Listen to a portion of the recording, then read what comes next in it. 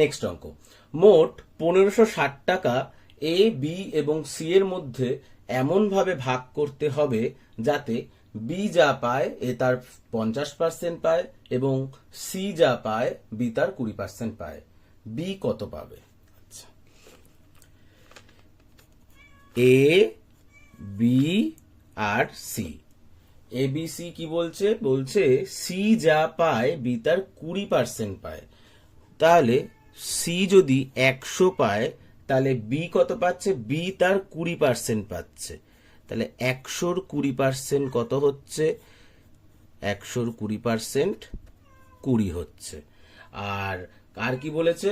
বলেছে বি যা পায় এ তার 50% পায়। বি যদি 20 পায় তাহলে এ তার কি পাচ্ছে? 50% পাচ্ছে। তা 50% কত হচ্ছে? 0,0,0,0। তাহলে কত হচ্ছে? 10। তাহলে এ 10 পাচ্ছে, বি 20 পাচ্ছে, সি 100 পাচ্ছে।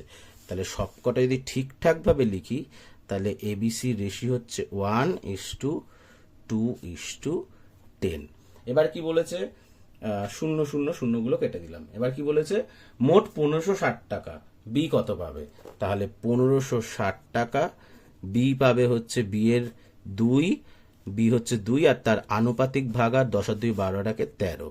এবার কাটি, 13 অক্ষে 13, 26, 13 হিসেবে 120। 120 গুণ 2 240। বি পাবে 240 টাকা।